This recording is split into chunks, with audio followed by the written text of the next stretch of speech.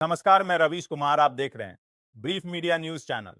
चलिए जानते हैं देश और दुनिया की महत्वपूर्ण खबरें सिर्फ 5 मिनट में। लेकिन इससे पहले आपने इस वीडियो को लाइक नहीं किया है तो लाइक करें और चैनल को सब्सक्राइब करें। हमें कमेंट बॉक्स में बताएं आप वीडियो को कहां से देख रहे हैं। पहलगाम हमले के बाद बिलावल भुट्टो ने भारत को धमकियां दी थीं, लेकिन भारत की सख्त नीति के बाद अब वे शांति की बात कर रहे हैं। पाकिस्तान की सरकार और नेता रक्षात्मक रुख में आ चुके हैं। नवाज शरीफ, इमरान खान और शहबाज शरीफ की सरकारों ने भारी विदेशी कर्ज लिया। पाकिस्तान पर मौजूदा समय में आर्थिक संकट गहरा गया है और देश की वित्तीय हालत बदतर होती जा रही है। भारत से टकराव के डर से पाकिस्तान रक्षा बजट बढ़ाने की तैयारी में है। पहलगाम हमले के बाद मोदी, शाह और राजनाथ सिंह के बयानों ने पाकिस्तान को संभावित हमले की चिंता में डाल दिया है। पहले सेना पर अत्याचार के आरोप लगाने वाले इमरान खान अब भारत के खिलाफ उसी सेना की शरण में चले गए हैं। पाकिस्तान की राजनीति में सेना का वर्चस्व फिर से मजबूत होता दिख रहा है।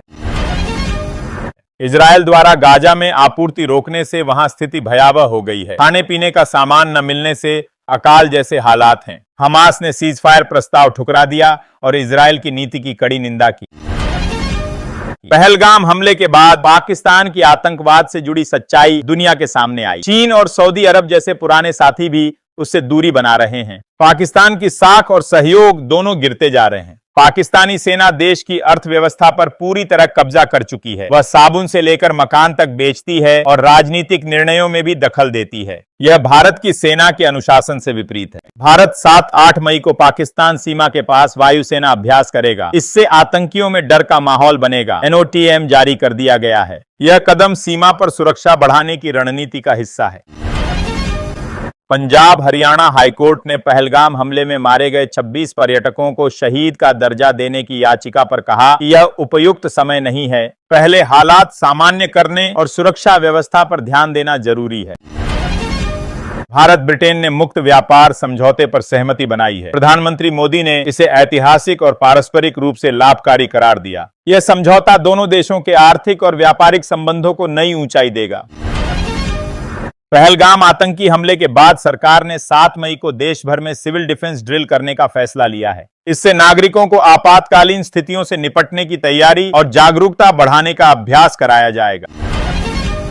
भारत द्वारा पाकिस्तान की आतंकी साजिशों को उजागर करने के बाद चीन समेत कई पुराने सहयोगियों ने पाकिस्तान से दूरी बना ली है। भारत की कूटनीति से पाकिस्तान की अंतर्राष्ट्रीय स्थिति कमजोर हुई है। मायावती ने चुनाव आयोग पहुंचकर तीनों चुनाव आयुक्तों से मुलाकात की। वे आमतौर पर ऐसे मंचों पर नहीं जाती, इसलिए इस बैठक को राजनीतिक रूप से अहम माना जा रहा है। मुद्दों पर चर्चा गोपनीय रखी गई। अगले CJI जस्टिस BR गवई ने एक मामले में DC पर कड़ी टिप्पणी की। उन्होंने कहा कि ऐसे अधिकारियों को सजा देकर ही सुधारा जाएगा। उनका सख्त रुख न्यायिक प्रणाली में अनुशासन का संकेत देता है। युद्ध के समय ब्लैकआउट में रोशनी बंद कर दी जाती है ताकि दुश्मन को भ्रमित किया जा सके। यह रक्षा रणनीति की अहम दीवार होती है। इससे हमले की सटीकता पर असर पड़ता है और सुरक्षा बढ़ती है। सरकार ने सड़क हादसों के घायलों के लिए 5 लाख रुपए तक कैशलेस इलाज की योजना लागू की है। इससे पीड़ितों को समय पर उपचार मिलेगा और अस्पताल में भर्ती प्रक्रिया में आर्थिक बाधाएं नहीं आएंगी। गृह मंत्रालय ने 7 मई को देश भर में मॉक ड्रिल करने का आदेश दिया है। सभी राज्यों को कहा गया है कि नागरिक, सांसद, विधायक और सुरक्षा कर्मी इस ड्रिल में भाग लें ताकि हर स्तर पर तैयारियां पुख्ता हों। OBC आरक्षण को लेकर देरी के चलते महाराष्ट्र में 2016-17 के बाद स्थानीय निकाय चुनाव नहीं हो पाए। सुप्रीम कोर्ट ने 2021 में राज्य सरकार का अध्यादेश रद्द कर दिया, जिससे चुनाव प्रक्रिया और अटक गई। सरकार ने सड़क हादसों के पीड़ितों को कैशलेस इलाज की योजना लागू की है। इस योजना में देश भर में घायल व्यक्ति को तत्काल मुफ्त उपचार की सुविधा मिलेगी। केंद्रीय मंत्री गडकरी ने पहले इसकी घोषणा की थी। 7 मई को मॉक ड्रिल में home guards, NCC, NSS, civil defence volunteers और छात्र शामिल होंगे। साथ ही आम नागरिकों को भी इसमें भाग लेने और प्रशिक्षण देने की योजना है ताकि व्यापक तैयारी हो। सुप्रीम कोर्ट ने महाराष्ट्र में स्थानीय निकाय चुनावों की अधिसूचना 4 हफ्ते में जारी करने का आदेश दिया है। कोर्ट ने कहा कि पूरी चुनाव प्रक्रिया अगले 4 महीने में पूरी की जाए, जिससे देरी खत्म हो। यूएनएससी की बैठक में पाकिस्तान को समर्थन नहीं मिला और वहां उसे फजीहत झेलनी पड़ी। शशि थरूर ने बैठक का गणित समझाया और बताया कि पाकिस्तान को आतंकवाद के मुद्दे पर विश्व स्तर पर जवाब देना पड़ रहा है। राहुल गांधी ने करनाल जाकर पहलगाम हमले में मारे गए विनय नरवाल के परिवार से मुलाकात की। भारत ने हमले के बाद सिंधु जल समझौता रद्द किया और पाक नागरिकों को देश छोड़ने का आदेश दिया।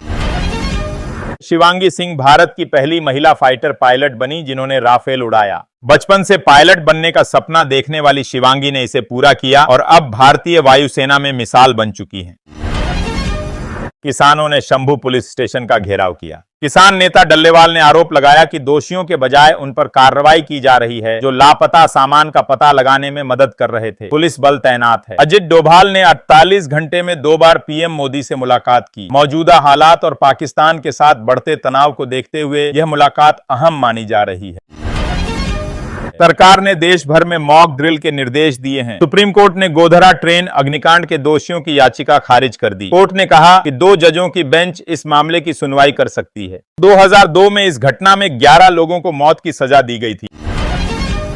यूएनएससी की बैठक में पाकिस्तान से पूछा गया कि क्या हमले में लश्कर शामिल था। परिषद ने भारत पर हमले का आरोप खारिज कर दिया और पाकिस्तान से आतंकी गतिविधियों पर सफाई देने की मांग की है। भारत ने सिंधु जल समझौता आंशिक रूप से निलंबित कर दिया है। चिनाब नदी का जलस्तर घट गया है और अब पाकिस्तान में पानी की किल्लत दिखने लगी है। स्थानीय लोगों ने इसे भारत की सख्त नीति बताया है। जाति जनगणना के बाद राजनीतिक बहस तेज हो गई है। खरगे ने आरक्षण की सीमा खत्म करने और निजी शिक्षण संस्थानों में भी आरक्षण लागू करने की मांग दोहराई है। अगले चुनावों में यह मुद्दा अहम बन सकता है। भारत ने सलाल और बगलीहार डैम पर गेट बंद कर दिए जिससे पाकिस्तान में पानी का बहाव रुक गया। अब केंद्र किशन गंगा परियोजना पर भी ऐसे कदम उठा सकता है। पाकिस्तान को पानी के लिए मुश्किलें बढ़ सकती हैं।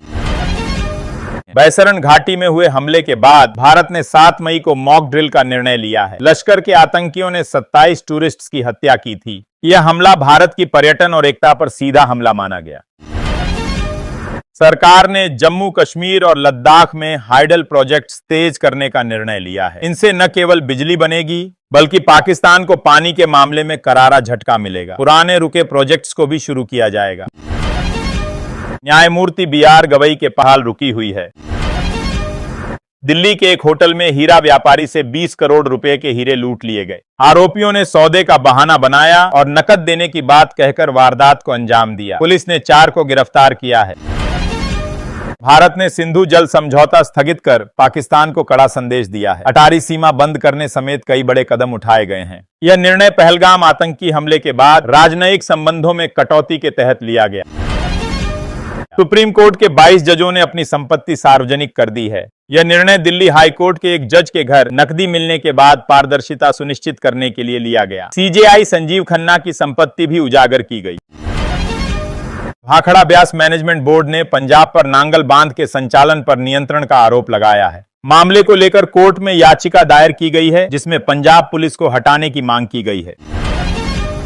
बलूचिस्तान में बम धमाके में 5 पाकिस्तानी सैनिक मारे गए। यह क्षेत्र पहले से ही अशांत है और हालिया घटनाओं के चलते वहां सुरक्षा हालात और बिगड़ते जा रहे हैं। जांच और सुरक्षा अभियान शुरू हो चुका है।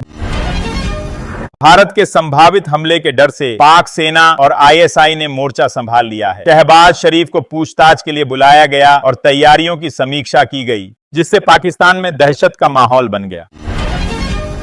पहलगाम हमले के बाद बिलावल भुट्टो ने भारत को धमकियां दी थीं, लेकिन भारत की सख्त नीति के बाद अब वे शांति की बात कर रहे हैं। पाकिस्तान की सरकार और नेता रक्षात्मक रुख में आ चुके हैं। उल्लेखनीय संपत्ति है। उनका जन्म 1960 में अमरावती में हुआ और वे 14 नवंबर को देश के अगले मुख्य न्यायाधीश बनने जा रहे हैं। 2005 में वे बॉम्बे हाईकोर्ट के स्थायी जज बने थे। भारत पाकिस्तान तनाव के बीच पाक सेना ने लगातार 12वीं रात एलओसी पर उकसावे वाली कार्रवाई की। भारत ने इसका करारा जवाब दिया है। पहलगाम हमले में 26 लोगों की मौत के बाद स्थिति बेहद संवेदनशील बनी हुई है। सीबीआई निदेशक की नियुक्ति पर सहमति नहीं बन पाई। चयन समिति में प्रधानमंत्री, विपक्ष के नेता और सीजेआई शामिल हैं। नए प्रमुख के नाम पर एकमत न होने से प्रक्रिया फिलहाल रुकी हुई है। दिल्ली के एक होटल में हीरा व्यापारी से 20 करोड़ रुपए के हीरे लूट लिए गए। आरोपियों ने सौदे का बहाना बनाया और नकद देने की बात कहकर वारदात को अंजाम दिया। पुलिस ने 4 को गिरफ्तार किया है। भारत ने सिंधु जल समझौता स्थगित कर पाकिस्तान को कड़ा संदेश दिया है। अटारी सीमा बंद करने समेत कई बड़े कदम उठाए गए हैं। यह निर्णय पहलगाम आतंकी हमले के बाद राजनयिक संबंधों में कटौती के तहत लिया गया। सुप्रीम कोर्ट के 22 जजों ने अपनी संपत्ति सार्वजनिक कर दी है। यह निर्णय दिल्ली हाई कोर्ट के एक जज के घर नकदी मिलने के बाद पारदर्शिता सुनिश्चित करने के लिए लिया गया। सीजेआई संजीव खन्ना की संपत्ति भी उजागर की गई।